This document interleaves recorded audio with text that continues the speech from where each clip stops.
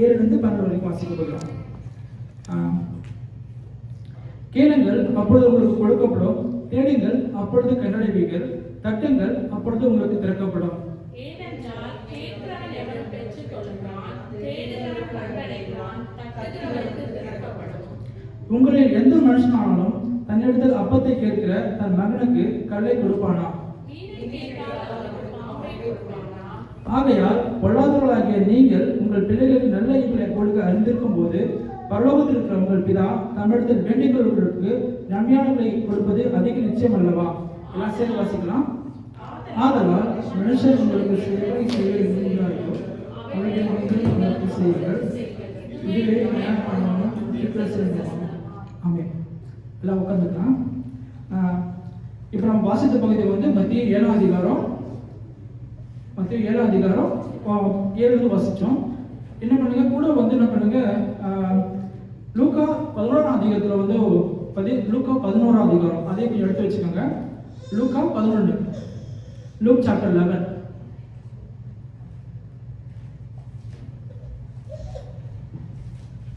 So மத்திய 7ஆம் எடுத்த மாதிரியே என்ன பண்ணுங்க, பக்கத்தில் ஒரு நாள் லூக்கா 11 வச்சுக்கோங்க.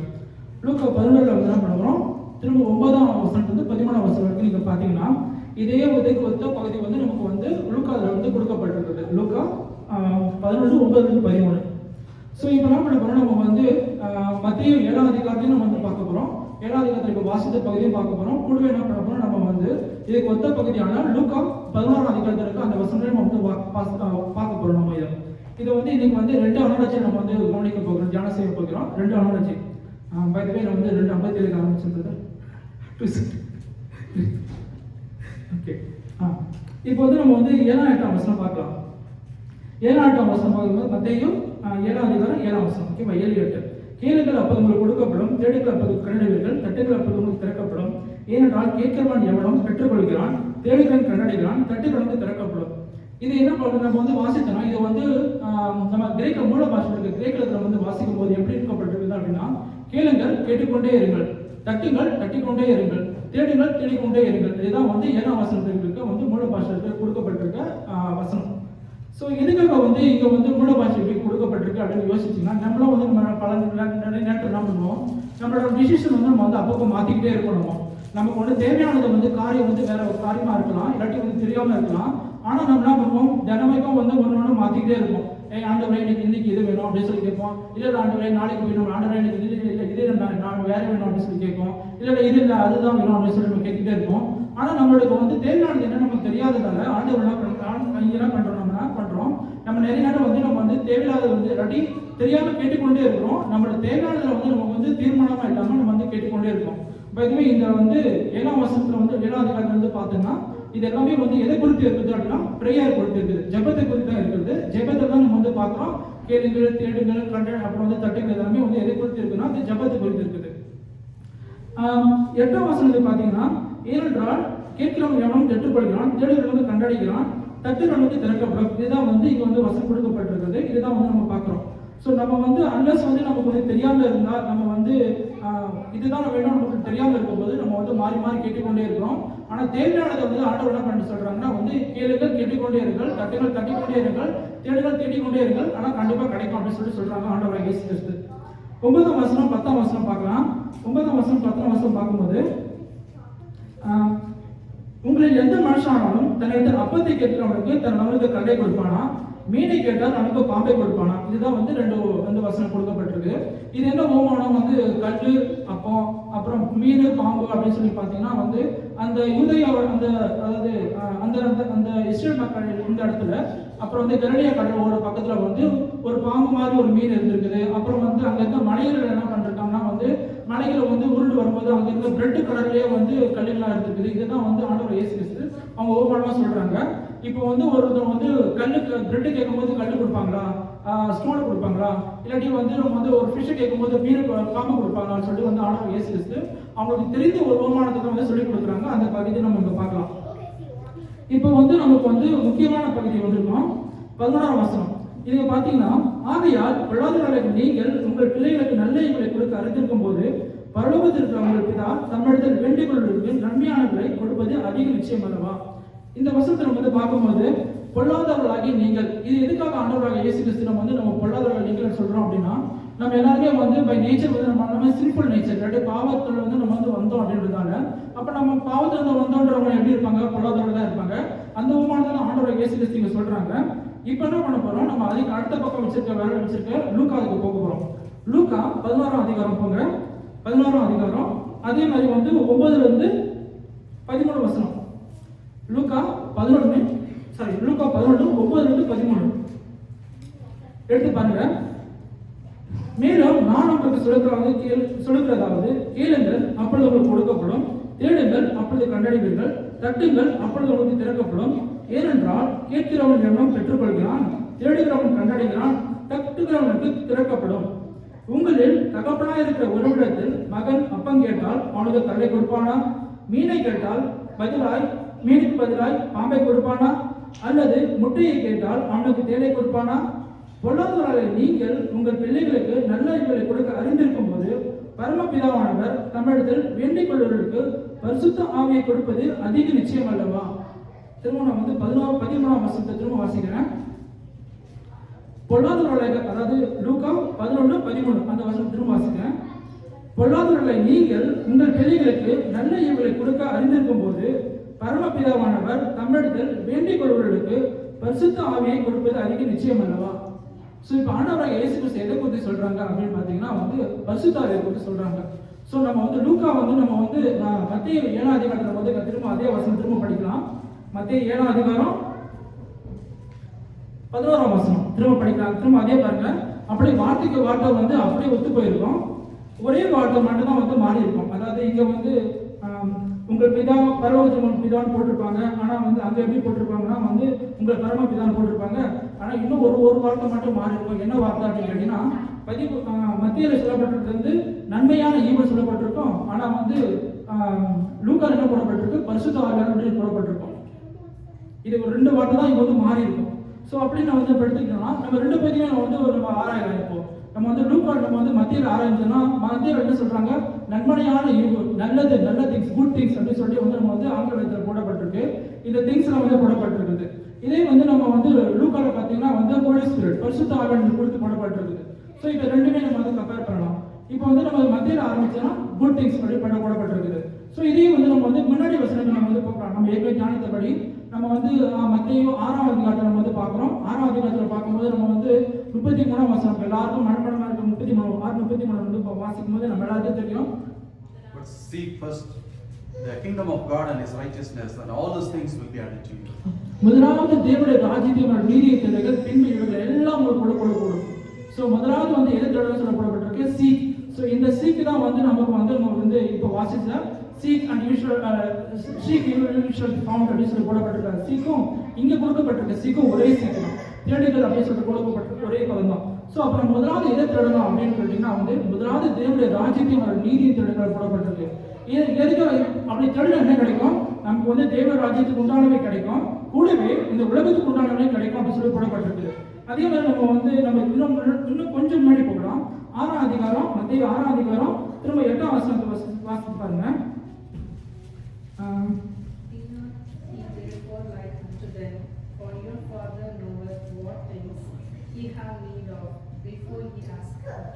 மத்தேயு 6:8 திரும்ப வாசிக்கிறேன்.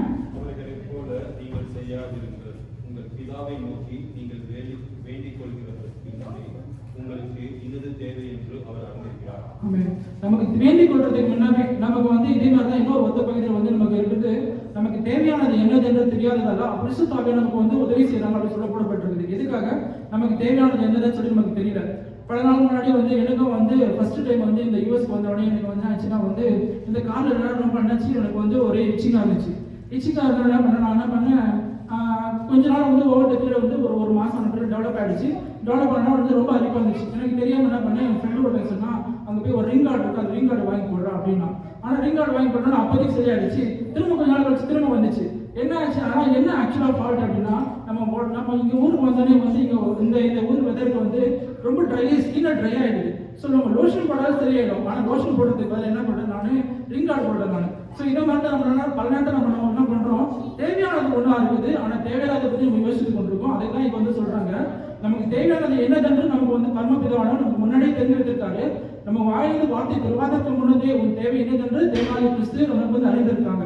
ஸோ இதுதான் வந்து ஆண்டவராக இயேசு கிறிஸ்து சொல்றோம். மத்தியில பார்க்க ஒரு நன்மையான ஈவு. ஸோ நன்மையான ஈவு எப்படி பெற்றுக்கொள்ளலாம்? நம்ம வந்து முதலாவது தேவனுடைய ராஜ்யத்தையும் அந்த நீதியும் தேடினாலே அந்த நீதற்கு ஈவு, நன்மையான ஈவு, குட் திங்ஸ் எல்லாமே நமக்கு வந்து கிடைக்கும். இதுதான் வந்து முதலாவது அனாலஜி. ரெண்டாவது அனாலஜி எங்க பார்க்க போறோம்னா வந்து நம்ம வந்து திரும்ப வாசித்த லூக்கால பார்க்க போறோம். லூக்கா வந்து 11ஆம் அதிகாரம் 13ஆம் வசனம் படிக்கலாம். லூக்கா 11:13. பொல்லாதவர்களாகிய நீங்கள் உங்கள் பிள்ளைகளுக்கு நல்ல ஈவுகளை கொடுக்க அறிந்திருக்கும் போது பரமபிதாவானவர் தம்மிடத்தில் வேண்டிக் கொள்கிறவர்களுக்கு பரிசுத்த ஆவியை கொடுப்பது அதிக நிச்சயம் அல்லவா என்றார். ஆமென். பரிசுத்த ஆவியானவரை கொடுப்பது. சோ நம்ம வேண்டிக் கொண்டால் ஆண்டவராகிய இயேசு கிறிஸ்து என்ன பண்றாங்க? தேற்றல்வானாக பரிசுத்த ஆவியானவரை வந்து கொடுக்குறேன் அப்படின்னு சொல்றாங்க. இதுதான் வந்து ஆண்டவராகிய இயேசு கிறிஸ்து சொல்லிட்டு போன ஒரு காரியத்துல இருக்குது. எங்க இருக்குதுன்னு பாத்தீங்கன்னா யோவான் 14ஆம் அதிகாரம் 23-26 நாளே நாள் வசனம். யோவான் 14ஆம் அதிகாரம் 23-26 நான் வாசிக்கிறேன். இயேசு அவனுக்கு பிரதியுத்தரமாக, ஒருவன் என்னில் அன்பாய் இருந்தால் அவன் என் வசனத்தை கைக்கொள்வான், அவனில் என் பிதா அன்பாய் இருப்பார், நாங்கள் அவனிடத்தில் வந்து அவனோட கூட வாசம் பண்ணுவோம். என்னில் அன்பாயிராதவன் என் வசனங்களை கைக்கொள்ள மாட்டான். நீங்கள் கேட்கிற வசனம் என்னுடையதா இராமல் என்னை அனுப்பின பிதாவுடையதா இருக்கிறது. நான் உங்களுடனே தங்கியிருக்கையில் இவைகளை உங்களுக்கு சொன்னேன். என் நாமத்தினாலே பிதா அனுப்ப போகிற பரிசுத்த ஆவியாக தேற்றல்வாளனே எல்லாவற்றையும் உங்களுக்கு போதித்து நான் உங்களுக்கு சொல்ல எல்லாவற்றையும் உங்களுக்கு நினைப்பூட்டுவார். ஸோ ஆண்டவர் இயேசு கிறிஸ்து சொல்லியிருக்காங்க, பரிசுத்த ஆவியானவர் வருவாரு, வந்து என்ன பண்ணுவாரு? உங்களுக்குள்ள தங்கி இருப்பாரு. தங்கியிருந்து என்ன பண்ணுவாரு? உங்களுக்கு எல்லாத்தையும் போதிப்பாரு. போதித்து என்ன பண்ணுவாங்க? நான் சொன்னது எல்லாம் வந்து நீங்க கைக்கொள்ளும்படி உங்களுக்கு நினைப்பூட்டுவாரு. ஸோ இதுதான் ஆண்டவராக இயேசு கிறிஸ்து சொல்லியிருக்கிற பரிசுத்த ஆவியானவர். ஸோ பரிசுத்த ஆவியார் வந்து நம்ம கூடவே இருக்கிற வந்து பரிசுத்த சும்மா நம்ம பண்ற எல்லா பாவத்தையும், எல்லா அக்கிரமத்தையும், இல்லாட்டி எல்லா மீறுதலையும், எல்லா பொய்களையும், எல்லா வஞ்சகங்களையும் இதெல்லாம் பார்த்துட்டு சும்மா இருக்கிற ஆளுநர் பரிசுத்த ஆவியானவர். அந்த பரிசுத்த ஆவியை என்ன பண்ணுவாங்க அப்படின்னு சொல்லி கூடப்பட்டிருக்கு. திரும்ப அந்த வசனம் மட்டும் வாசிக்கிறேன், கடைசி வசனம் மட்டும் வாசிக்கிறேன். நான் என் நாமத்தினாலே பிதா அனுப்புகிற பரிசுத்த ஆவியை தேற்றவாளனே எல்லாவற்றையும் உங்களுக்கு போதித்து நான் உங்களுக்கு சொன்ன எல்லாவற்றையும் உங்களுக்கு நினைப்பூட்டுவார்.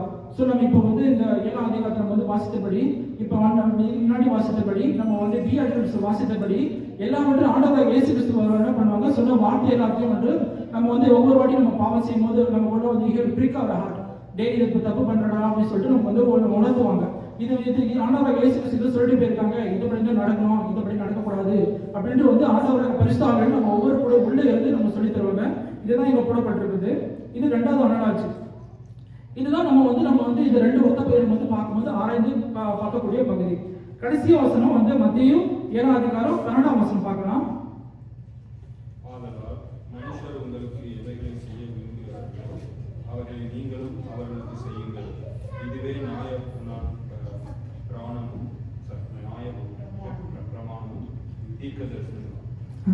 ஆதலால் மனுஷர் உங்களுக்கு எவைகளை செய்ய விரும்புகிறீர்களோ அவைகளை நீங்களும் அவர்களுக்கு செய்யுங்கள். இதுவே நியாயப்பிரமாணமும் தீர்க்க தரிசனங்களும். ஸோ பல நேரங்களில் நம்ம என்ன பண்ணுறோம்? நம்ம ட்ரைவ் பண்ணும்போது யாராவது ஒரு டப்புன்னு வந்து ஒரு கட் பண்ணாலோ இல்லாட்டி வந்து நமக்கு இடம் கொடுக்க மாட்டாலோ நம்ம என்ன பண்ணுறோம்? நம்ம வந்து முறுமுறுக்கிறோம். ஸோ இதெல்லாம் வந்து நம்ம வந்து இதை வந்து அடுத்து நம்ம செய்வது நம்ம முறுமுறுக்கிறோம். ஆனால் பல நேரத்தில் நம்மளாம் வந்து ரஷ் காலையில் வந்து ஆஃபீஸ்க்கு போவோம். ஆஃபீஸ்க்கு போகும்போது நம்ம வந்து ஹரிபரி நம்ம கிளம்புவோம். அப்பா இவ்வளோ வழி விட்டாக்க நமக்கு இன்னும் லேட்டாகும், நம்ம ஸ்டோ பண்ணணும், லேட்டாகும், சிக்னல் மிஸ் ஆகும் அப்படின்னு சொல்லிட்டு நம்ம நிறைய நேரத்தை நினைக்கிறோம். இதுதான் வந்து ஆண்டவர் இயேசு சொல்றாங்க, மற்றவங்க வந்து உங்களுக்கு வந்து என்னென்ன செய்யணும்னு நினைக்கிறியோ நீ ஃபர்ஸ்ட் அதை அவங்களுக்கு செய்ய அப்படின்னு சொல்றாங்க ஆண்டவர் இயேசு கிறிஸ்து. இதையும் வந்து இது மட்டும் சொல்லிட்டு அவங்க வந்து நிறுத்தல. ஆண்டவர் இயேசு கிறிஸ்து சொல்லிட்டு நிறுத்தாம இன்னொரு பகுதி மட்டும் சொல்றாங்க. அந்த பகுதி தான் வந்து இன்னும் இன்ட்ரெஸ்டிங்கான பகுதி. இதுவே நியாயப்பிரமாணமும் தீர்க்க தரிசனங்களும். ஸோ நியாயப்பிரமாணமும் தீர்க்க தரிசனமும். ஸோ இது எல்லாத்தையும் நம்ம வந்து செஞ்சுட்டாலே நம்ம என்ன பண்றோம்? நியாயப்பிரமாணத்தையும் நம்ம கை கொள்றோம், அப்புறம் தீர்க்க தரிசனம் எல்லாத்தையும் நம்ம வந்து கை கொள்றோம் அப்படின்னு சொல்லிட்டு ஆண்டவர் இயேசு கிறிஸ்து சொல்லிட்டு போயிருக்காங்க. ஸோ இது என்ன நியாயப்பிரமாணம் தீர்க்க தரிசனம் அப்படின்னு நீங்க யோசிச்சீங்கன்னா திரும்ப நம்ம வந்து மத்திய இதுக்கு வந்து பைபிளுக்கு எல்லாமே ஆன்சர் எங்க இருக்கோ வந்து பைபிளுக்குள்ளேயே தான் இருக்கு. நம்ம என்ன பண்ணோம்னா போய் அங்கங்கே போய் சொல்லி தேடி பார்க்கணும். இதுதான் வந்து பைபிளுக்குள்ளேயே இருக்குது. இதுக்கு ஒத்த பகுதி நம்ம இன்னும் நடக்க போறோம். அது எங்க இருக்குது அப்படின்னு பார்த்தீங்கன்னா மத்தியில் இருக்குது. மத்திய 22ஆம் அதிகாரம் 36-40 வசனம். மத்திய 22ஆம் அதிகாரம் 36-40 வசனம் பாருங்க. போதகரே, நியாயப்பிரமாணத்திலே எந்த கற்பனை பிரதானமானது என்று கேட்டான். இயேசு அவனை நோக்கி, உன் தேவனாகிய கர்த்தரிடத்தில் உன் முழு இருதயத்தோடும் உன் முழு ஆத்மாவோடும் உன் முழு மனதோடும் அன்பு கூறுவாயாக. இது முதலாம் பிரதான கற்பனை. இதற்கு ஒப்பாயிருக்கிற இரண்டாம் கற்பனை என்னவென்றால், உன்னிடத்தில் நீ அன்பு கூறுவது போல பிறனிடத்திலும் அன்பு கூறுவாயாக என்பதே. இவ்விரண்டு கற்பனைகளிலும் நியாயப்பிரமாணமும் முழுமையும் தீர்க்க தரிசனமும் அடங்கியிருக்கிறது. ஸோ நியாயப்பிரமாணமும் தீர்க்க தரிசனம் எங்க அடங்கியிருக்குது சொல்றாங்க, இயேசு சொல்றாங்க. ரெண்டே காரியத்தை கேட்க சொல்றாங்க. முதலாவது காரியம் என்னது? முன் தேவனாக ஆண்டவரை முழு மனதோடும் முழு ஆத்மாவோடு தொழுது கொள்ளணும். இது முதலாவது. இதுக்கு ஒத்தது, அதனால ஈக்குவல் as that. அப்படி என்ன சொல்றாங்கன்னா வந்து மற்றவங்க வந்து உனக்கு நீ நேசிக்கிற மாதிரியே வந்து மற்றவங்க நேசி அப்படின்னு சொல்லிருக்காங்க. இதுதான் வந்து நியாயப்பிரமாணமும் தீர்க்க தரிசனம் ரெண்டுத்தையும் ஃபுல்ஃபில் பண்றதுக்கான ஒரே டார்கெட். அதாவது இந்த நியூ டெஸ்டமென்ட் பீரியட்ல இதுதான் ஆண்டவர் இயேசு சொல்லிட்டு போயிருக்காங்க. ஸோ இப்போ நம்ம வாசித்த பகுதியில் வந்து நம்ம மெடிடேட் பண்ணிட்டோம். இதுல நம்ம மூணு காரியங்கள் வந்து கற்றுக்கொள்ள போகிறோம். முதலாவது காரியம் என்ன சொல்லப்பட்டிருக்குது? Seek the kingdom first and his righteousness and all these things shall be added unto you. முதலாவது நம்ம கற்றுக்கொள்கிற காரியம், முதலாவது தேவனுடைய ராஜ்யத்தையும் அவரோட நீதியின் தேடுதல், பின்பு இவர்கள் எல்லாம் கூட கொடுக்கப்படும்.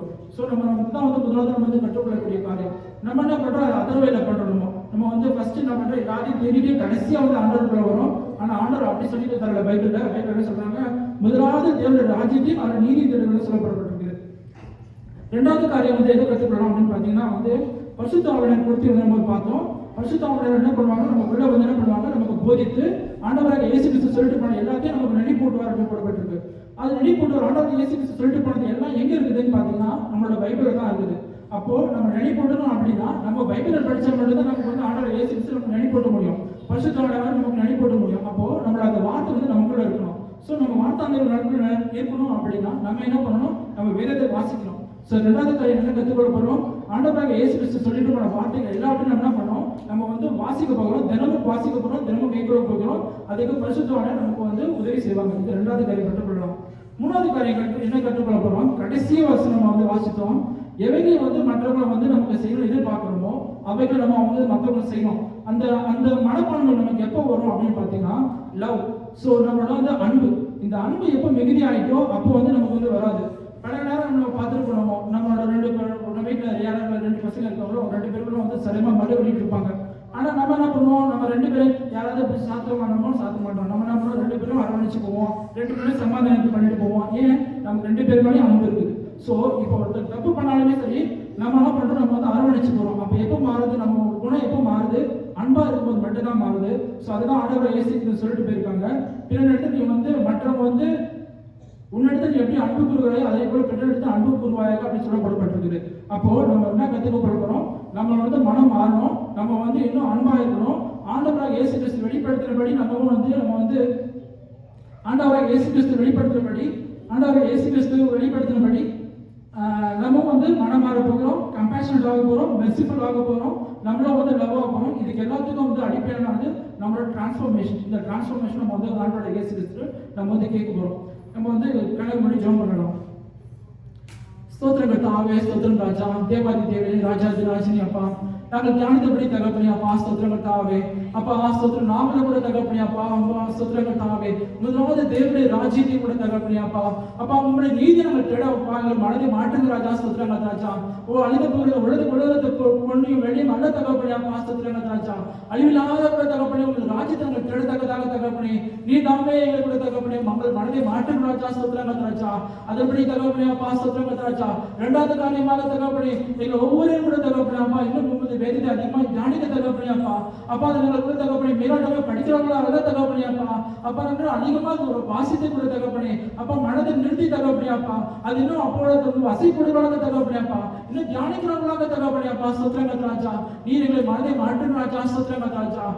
மூணாவது காரியமாக தகப்பனே தேவரீர் நாங்களும் கூட தகப்பனே உங்களை போல அன்பு பாராட்ட உதவி செய்யுங்க ராஜா, ஸ்தோத்திரம் ராஜா.